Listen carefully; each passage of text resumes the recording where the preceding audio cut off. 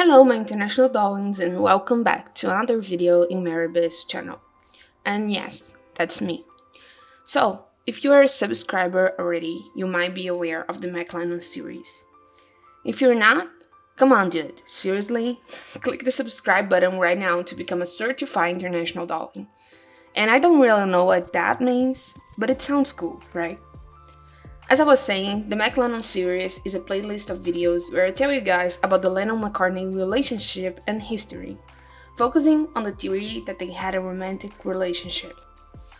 And if you're not used to Mclennon, you can find that a little weird in the beginning, but if you feel like, just give me a chance for this series. Hear what I have to say, and try to be unbiased about it. I'm not trying to make things up just to prove a point. I show the source for everything I say here, so try to be open-minded to new perspectives. I really wish the people that look sort of with anger at the weirdos, at the happenings, at the psychedelic freakouts, would instead of just looking with anger, just look with nothing and with no feeling, be unbiased about it.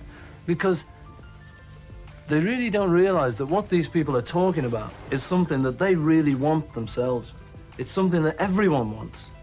It's personal freedom to be able to talk and be able to say things. And it's dead straight. It's a real sort of basic pleasure for everyone. But it looks weird from the outside.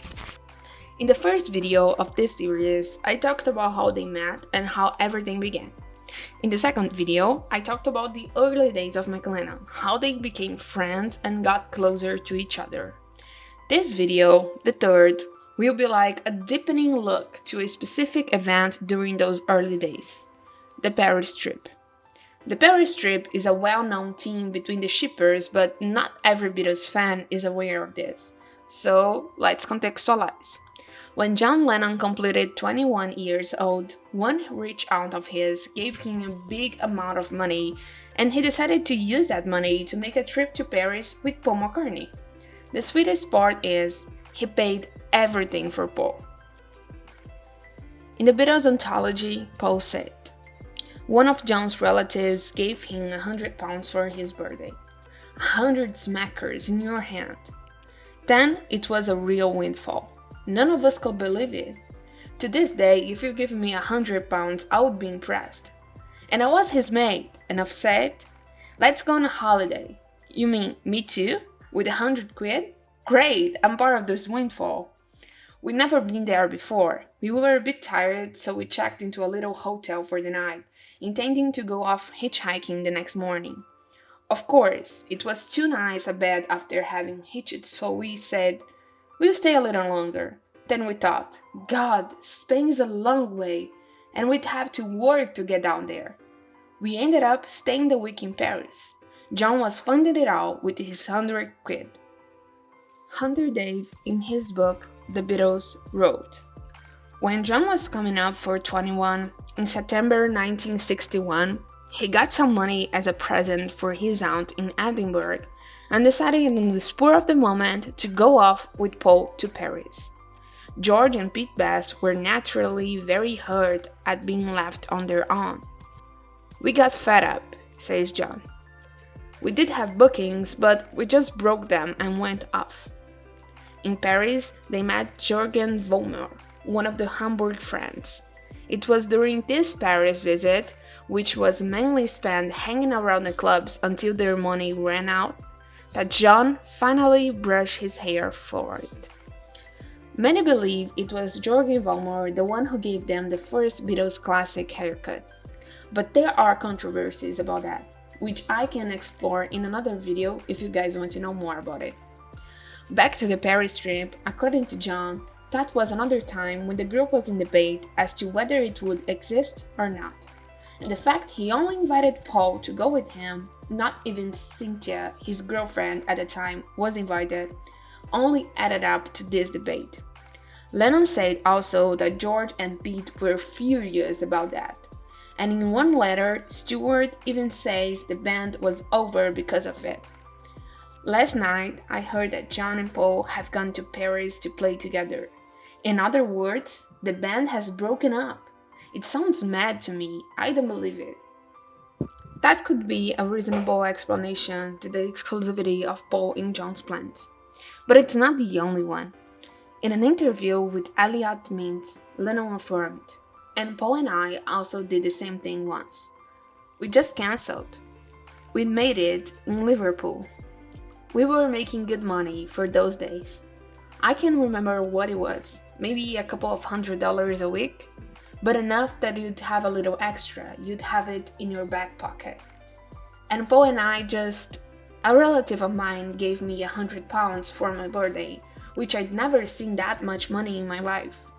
Paul and I just cancelled all the engagements and left for Paris.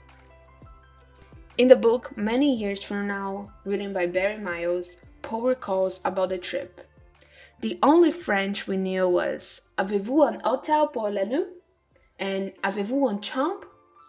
We ended up in Montmartre, and by that time it was really getting late. Some rather friendly prostitutes kindly took pity on us. They were the only people out, so we say, "Avez-vous un hôtel pour la nuit?" We thought our luck had really changed. We thought, wow, this is a prostitute. There may be all sorts of bonuses thrown in here. But in fact, it was a chambre pour la nuit, where the two of us just slept, await great pleasures that didn't come. But we slept. That was the main thing. Those quotes are some of the reasons that this trip is often referred as John and Paul's romantic getaway. They were tired of everything that was going on, so they decided to take a time alone for themselves. And the fact they did it in the most romantic city in the world is interpreted as a coincidence for many Beatles fans. But just listen to John himself talking about the trip and saying how romantic it was. When I first went to Paris, I was about 21, or actually it was 21 in Paris, but the thing was all the kissing and the holding that was going on in Paris. And it was so romantic just to be there and see them, even though I was 21 and sort of not romantic things. I really loved it, the way people would just stand under the tree kissing. And they weren't mauling each other, they were just kissing. We have a few photographs of this trip they did. In Anthology, Paul talked about them. We would walk miles from our hotel, you do in Paris. We'd go to a place near the Avenue des Anglais, and we'd sit in the bars, looking good. I still have some classic photos from there. Linda loves the one where I'm sitting in a Gundam's Mac as a cape, and John has got his glasses on askew and his trousers down, revealing a bit of a wide front. The photographs are so beautiful. We're really hamming it up. We're looking at the camera like, hey, we are artsy guys in a cafe, this is us in Paris, and we felt like that. Personally, my favorite picture is the one on the screen right now that Paul took of John sleeping. Some people say that Paul used to have his one framed on the walls of his house, but I really couldn't find the source of this information, so if you have it, please put it down in the comments. Another information I could not confirm was the quote of Paul saying that John let him have all the banana milkshakes he wanted. I searched a lot because people on Tumblr are crazy about this information, and banana milkshake kind of became an inside joke of the fandom. But the only mention I found of them was in Mark Levinson's book, The Beatles All These Years, where he said that John and Paul went to the Latin Quarter and drank banana milkshakes on La Rue des Anglais. Personally, I think it's very important to know that what you are saying is true. I've seen a lot of fake Mclennon quotes lately, especially on Tumblr, and I think that sucks. People already can't believe Mclennon and judge it a lot, saying it's a lie. There is no reason to make their argument stronger by spreading false information. I strongly recommend to fact-check everything you share, but if you are lazy to do that, at least do not share citations without a source. John and Paul had a beautiful history together. There is no need to invent things. Thank you so much for watching this video. If you enjoyed this kind of content, please like this video, subscribe, and share with a friend you think might like it too. I post videos every Friday, so you already know when to come back for more. Let me know about any suggestions in the comments, and if you are still watching this video, please comment banana milkshakes. On the screen right now, there is my social media. Follow me there and let's be friends. See you guys in the next video. Bye bye.